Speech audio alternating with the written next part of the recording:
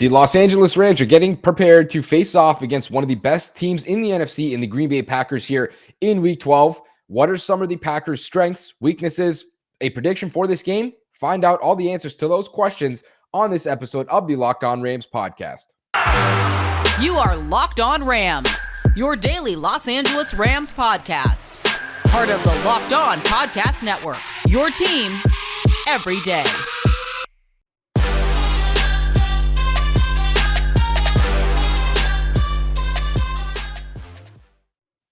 Rams Nation, what is going on? As always, it is your boy, your host, Sosa Kremenjas. I'm a fantasy analyst at PFF and your host here at the Locked On Rams podcast, your number one daily podcast covering the Los Angeles Rams and part of the Locked On Podcast Network. Thank you guys so much for always making us your first daily listen every single day here at Locked On Rams. And as I mentioned in the intro, this is going to be the first episode taking a look at this matchup between the Los Angeles Rams, the Green Bay Packers, two of the top three teams right now, according to their records in the NFC. Coming up on Sunday here, it's a Sunday afternoon game for those on the Eastern time zone like myself. And let's just call it what it is. This is the game of the week. And I don't mean to put more on this game than there needs to be, but it's really one of those playoff games in November. And we don't get a lot of those. And why I say that is because this game will decide a lot when it comes to seeding and all that other stuff in a month's time or in 2 months' time. When we really look back, I think this game is going to have a profound impact. And we're going to dive into that in the final segment in terms of what these connections are and some interesting lines between these two teams. But before we get there, I want to dive into this Green Bay Packers team, look at some of their strengths, some of their weaknesses before we get into tomorrow's episode, which is going to be the crossover Thursday episode with Locked On Packers host Peter Bukowski. We had a lot of fun recording that one, but I took a look at some of the PFF numbers, and as you can imagine, a team, I think the Packers are 8-3, a team that's 8-3 is pretty good at what they do. I mean, yeah, they're going to be ranked high in a lot of statistics, if not most, because they are a good football team. And unsurprisingly, when you look at some of their numbers as a passing offense, they are very good. As a rushing offense, probably need a little bit of work, maybe not the best in the league, but in general, this offense is clicking right now. So you look at some of the strengths here, some of the numbers I pulled up, they're averaging 4.2 yards per carry on offense as a rushing attack. That's 17th in the NFL, so right around league average, not the best, not the worst, of course. But as I mentioned, that passing attack is very potent. You look at those numbers, these are the ones that really stood out to me. 162 pressures allowed on their quarterback. That's 10th in the NFL. Like, there's only 9 teams that have allowed fewer pressures, and I didn't look at which teams are up there. Some of them maybe already had bye weeks, and if they did, well, then the Packers would be ranked even higher. I mean, this is a team that can pass protect their quarterback. Now, there is something that we do need to note here, though. They just lost left tackle Elgton Jenkins last week against the Minnesota Vikings in that loss to a torn ACL, I believe it was. He's going to be out for the year. Obviously, they had a former left tackle there before Jenkins, who I think most people know that watch football, David Bakhtiari. No, he doesn't just slam beers at Milwaukee Bucks games. He was the best left tackle in football, and he's not coming back into this game either. So the Packers lose not just their 2 best linemen, but 2 superstar Pro Bowl caliber, top tier linemen in football. So yeah, they haven't allowed many pressures this season, and they've been very good in pass protection, but it's going to be a different story this week without those 2 guys. And they haven't had Bakhtiari for a while, so they found a way to really mitigate that loss with Jenkins at left tackle. But now Jenkins is also out, and so they're going to need to find another replacement for him. And whoever you plug in there, they may play good, but they're not David Bakhtiari. They're not Elgton Jenkins. I can tell you that. So that is one of the statistics that I definitely have circled here that the Rams could take advantage of when it comes to that Packers offense. And as we know, Von Miller, a guy that they just recently traded for, he should be pretty much caught up to speed right now. No, it's not going to be like the rest of the players. He's only been here for 2.5 weeks. But when you talk about getting the bye week to really study your playbook and get caught up with plays, the audibles, the adjustments, what's needed from you, what this word means, what that word turns into in terms of a call, he should be pretty close to being full speed at this point, or at least as close as you can get to being full speed after being traded at the trade deadline. So a huge impact I think Von Miller can have not only on this game, but for the Rams up front. We talked about it on yesterday's episode. If this allows them to blitz less, then they could really prioritize that coverage aspect. And as we know, the Rams just haven't been great back there. So that's one thing that I'm definitely looking at. you go back to this Packers offense, 16.5% explosive pass percentage, which means passing plays of 15 plus yards. They're ninth in the NFL, so they can make big plays down the field. No, it's not just Devontae Adams. I watched that game last week against the Vikings. Man, they looked really good. I mean, you had guys like Marquez Valdez-Scantling catching 75-yard touchdowns. You had, Equanimous St. Brown making plays downfield. Allen Lazard did not even play in that game, and they still found guys to step up. And I didn't even mention Randall Cobb.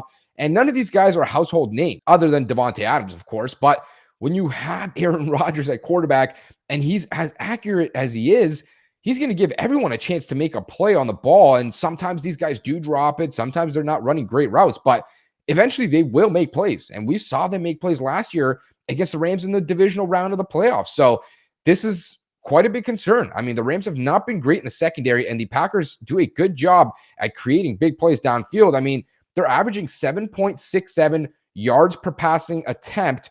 Again, ninth in the NFL. There's not that many teams that are more efficient, productive, effective, really, overall, as a passing offense right now. And I mean, you can't really expect anything else when Aaron Rodgers is your quarterback. This guy is good at football. There's just no other way to say it.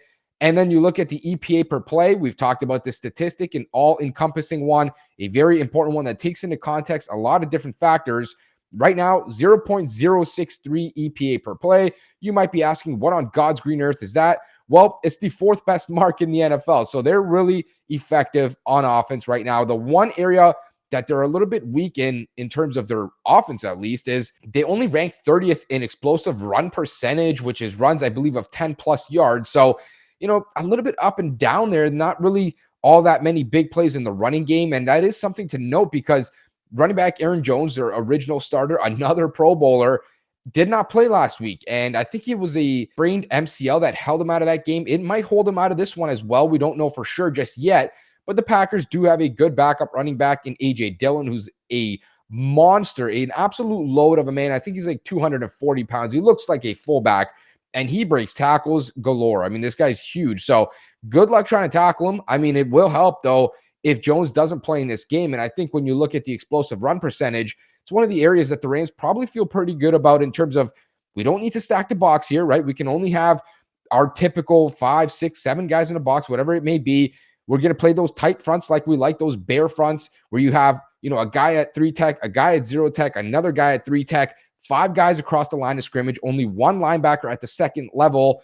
That's how they like to play it. And I think they can afford to do that potentially in this game, which does mean that they can prioritize their pass coverage and really focus on not getting beat deep by Aaron Rodgers. And that is the number one way that you want to go about it when you play a guy like this, because Rodgers can make you pay in one play. Like, he can score a 70-yard touchdown as if nothing even happened and just blink and move to the next drive. And that is the kind of backbreaking stuff that the Rams defense cannot afford in this game. Now, looking at some of the other stuff for the Packers, their defense, where can the Rams exploit some of these things? Well, we're going to find out in just a second here. You guys can always follow us on Twitter at QBsMEP, at Locked On Rams, and on YouTube at Locked On Rams. You guys know that I like to get in on some of that betting action. And if you guys want to get in on some of that yourself, maybe for this upcoming Thanksgiving slate, 3 interesting games, maybe not the highest quality tier teams. I mean, the Bears, the Lions, some of these other teams, but it does make it funner when you bet on it. And if you guys want to get in on that, go check out our friends at betonline.ag. They're back and they're better than ever with a new web interface for the start of the basketball season and with more props, odds, and lines than ever before. BetOnline remains your number one spot for all your basketball and football action this season. So go ahead to their new updated desktop or mobile website to sign up today and receive your 50% welcome bonus on your first deposit. All you have to do is use the promo code Locked On to receive this bonus. From football to basketball to the NHL, boxing, even your favorite Vegas casino games and the UFC. Don't wait. Make sure to take advantage of all the amazing offers available right now for the 2021 season. BetOnline is the fastest and easiest way to bet on all your favorite sports. BetOnline, where the game starts.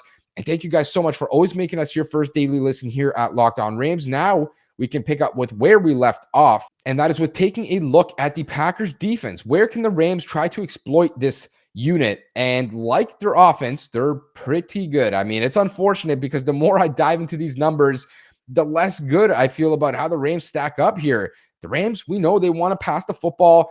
they just don't run it that much. And we're all kind of clamoring. I see the YouTube comments, man. You guys are hammering every single day. Someone saying, run the damn ball, run the ball more, stop excusing them for not running the football. I get it. They need to run the football a little bit more than they are.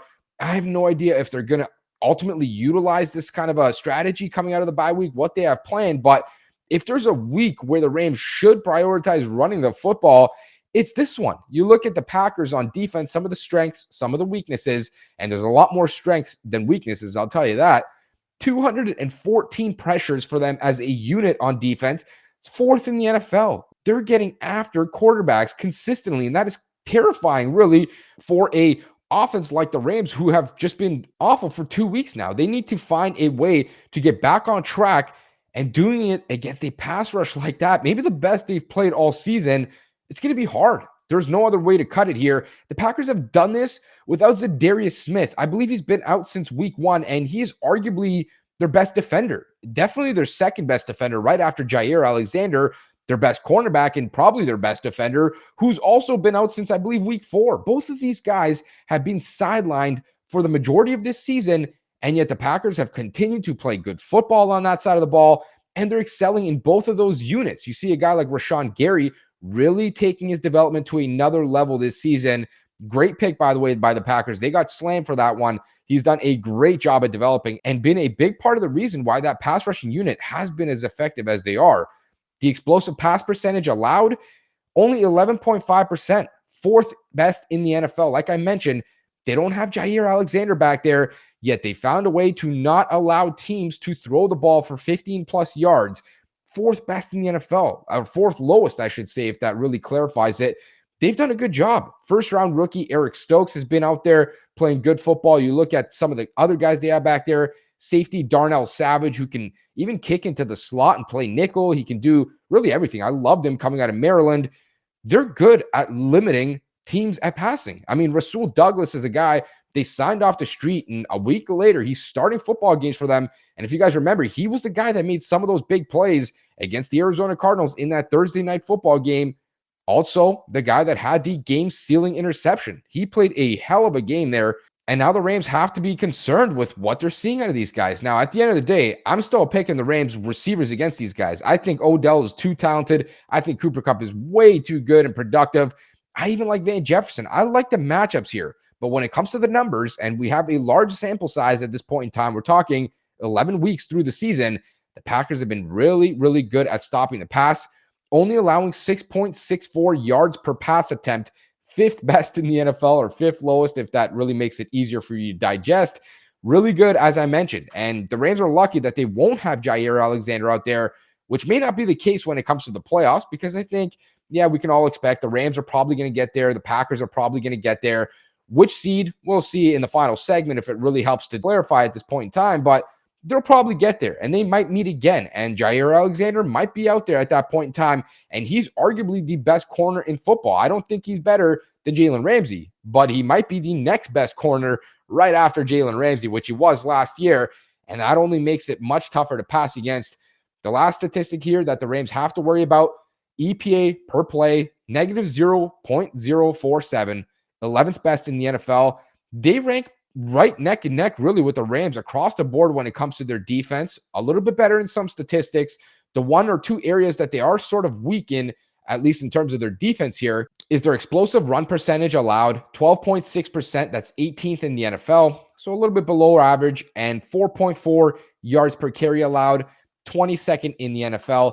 So as I mentioned, a few minutes ago, if there's one game where the Rams should prioritize running the football, never mind the last 2 weeks, right? We got to put that in the rearview mirror. They sucked. They were awful. They looked terrible. We know that. But if there's one game moving forward that they need to prioritize the run, it's this one. I mean, the Packers do a really good job at limiting passing offenses.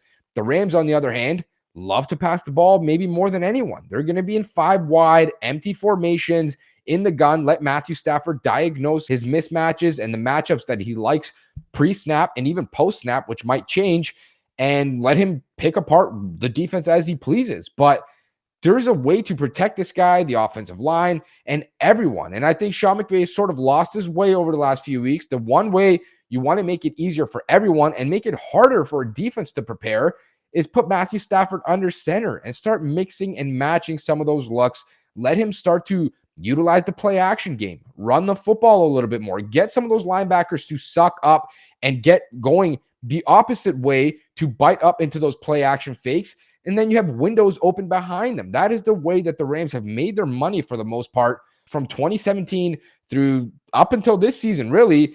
And they did a great job at making defenses look foolish for the most part doing that. So I don't really know why they've gone away from it to the degree that they have. Hopefully we see a little bit more this week because Joe Barry, the defensive coordinator for the Packers, he's a former Rams guy. This was the former linebackers coach for the Rams. I believe he was also an assistant head coach to Sean McVay.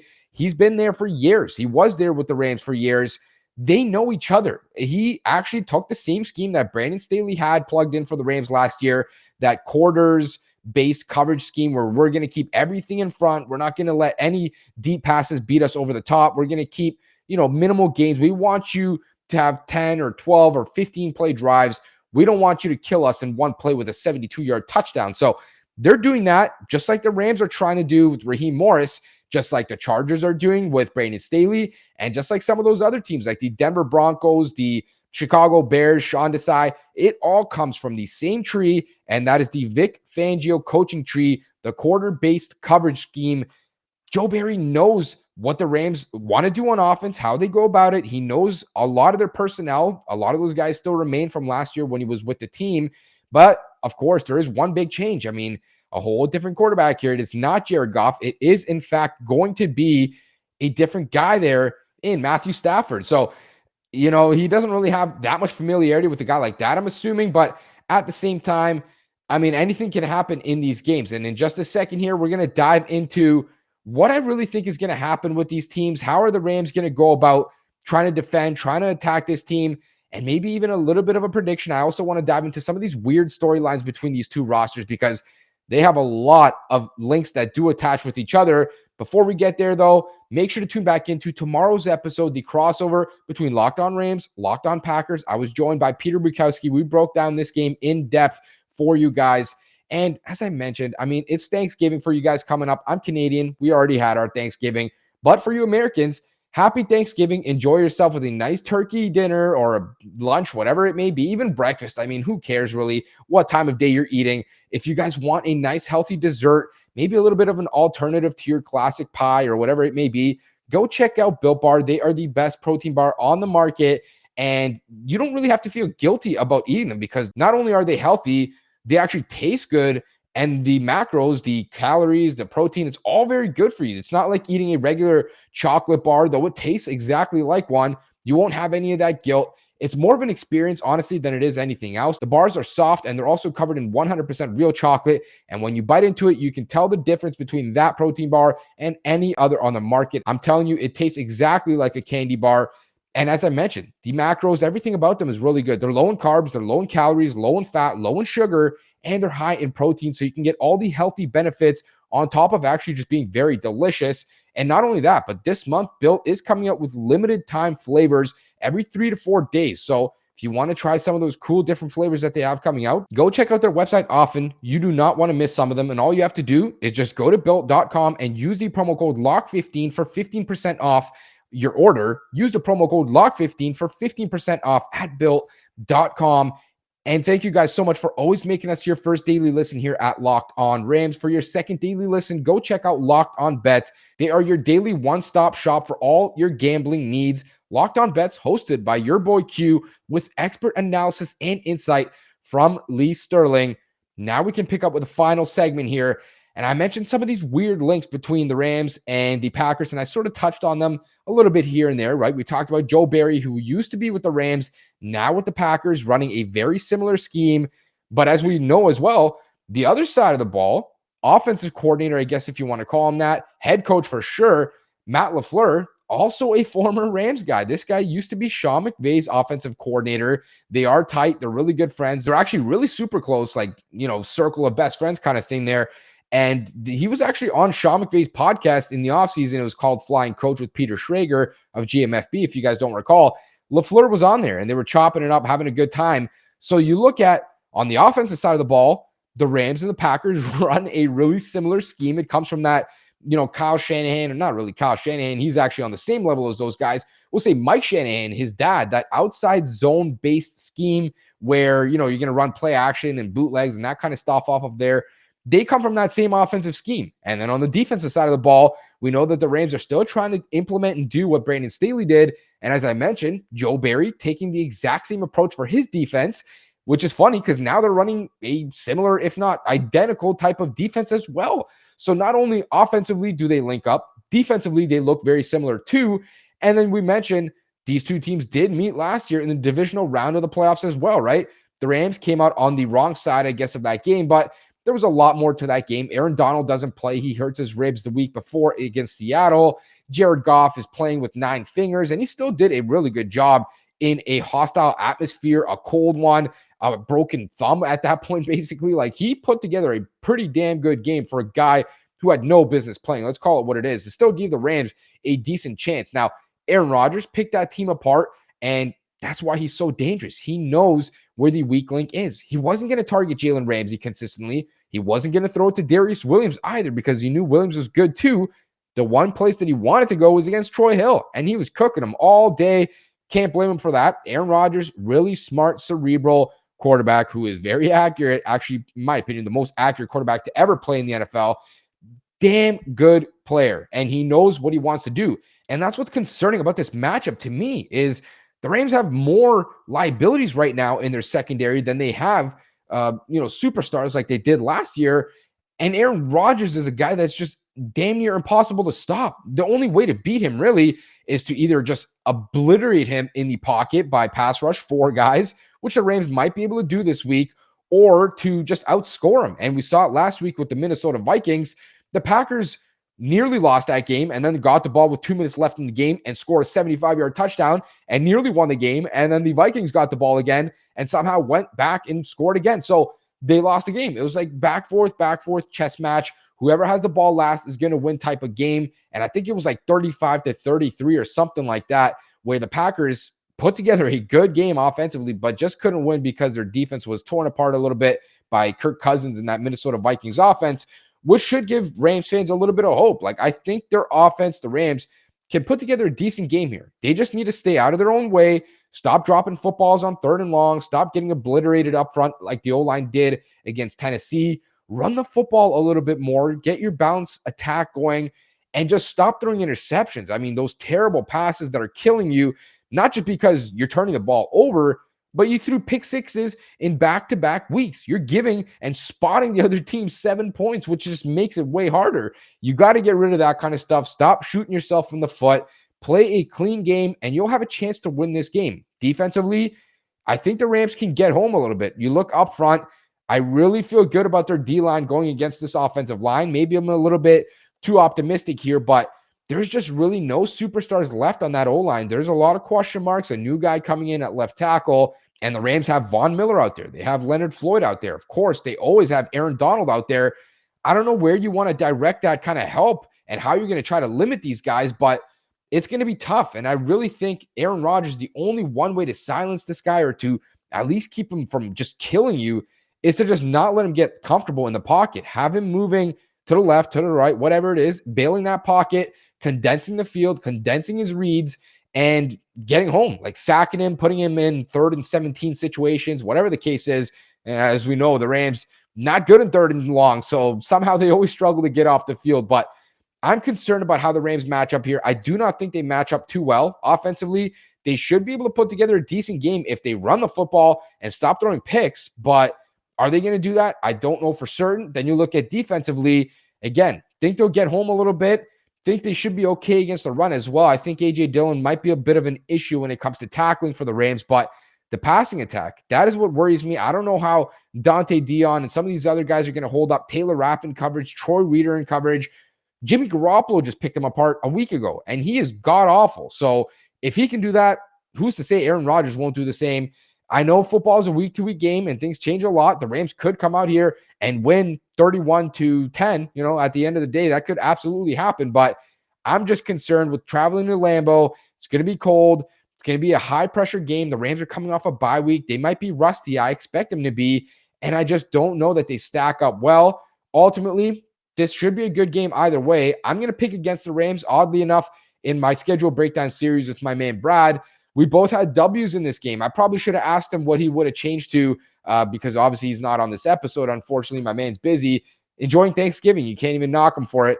He had a W as well. I don't know if he would have changed. I have a W. I am going to change. And had the Rams maybe not lost the last 2 weeks, maybe I would have came into this game with a bit more optimism. But I just don't feel good about how they stack up here. I'm definitely concerned with the matchups and how the Packers play, how the Rams play, and what the Rams might look like coming out of this bye week. But on the other side of the coin, the Rams should be desperate. They have no more time to waste. If they want to catch the Cardinals in this NFC West race, if they want to fight for the top seed in the NFC and make the road to the Super Bowl go through LA in SoFi Stadium, they need this game. They're a game and a half back from the Cardinals right now. They're half a game basically back from the Packers. And whoever wins this game is going to hold the tiebreaker for the playoff seeding, which is going to be really important in the next 6-8 weeks. I mean, whoever wins this game is going to hold that tiebreaker. And it's really probably going to come down to that, in my opinion, when it comes to the Rams.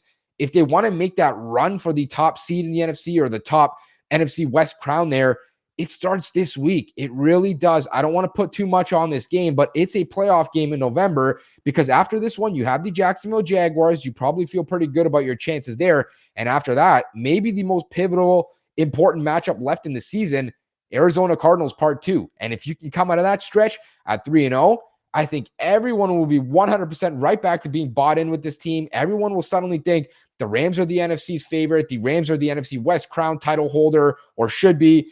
And, everything that we've talked about over the past 2 weeks, you may as well flush it down the toilet in that regard, because then it won't matter. So what they did last 2 weeks, it doesn't matter anymore. They sucked. They were bad. They lost those games. Now it's looking forward. It all starts this Sunday against the Green Bay Packers. The Rams have a little bit of an adjustment to make here. You look at last year, I'm sure they're going to want their revenge for losing to the Packers in that divisional game.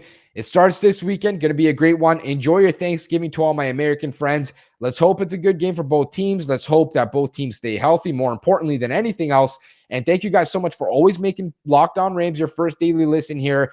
Make sure to tune back in tomorrow for a crossover episode with Peter Bukowski, host of the Locked On Packers podcast. And as always, you guys can come connect with us on Twitter at QBsMEP, at Locked On Rams, and on YouTube at Locked On Rams. Please subscribe or follow to get our latest episodes, content, breaking news, and a whole lot more.